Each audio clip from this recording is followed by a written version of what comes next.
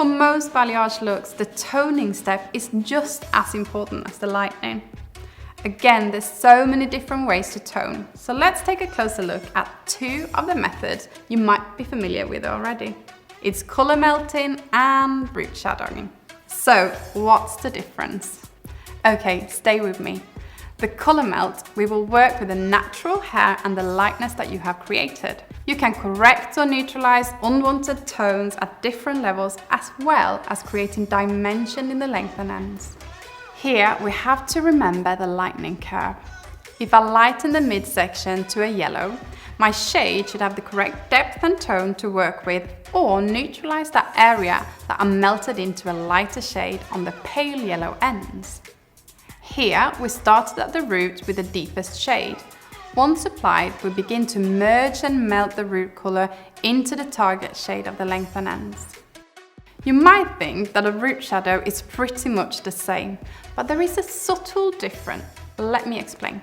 Here you want to create a root while maintaining working deeper than the lightened areas.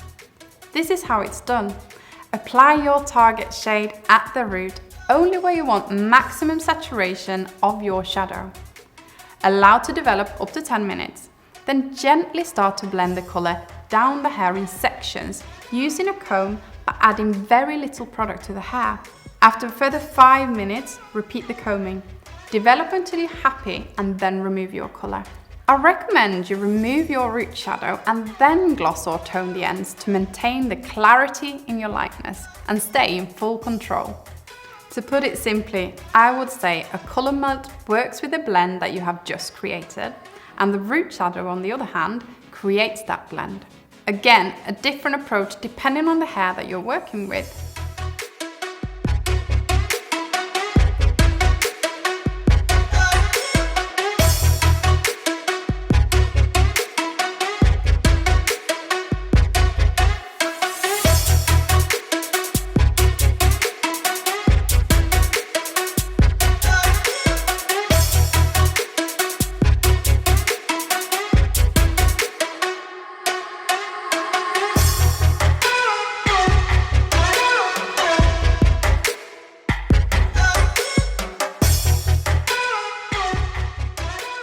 I really hope that this has inspired you to try a different approach to create that desired end look.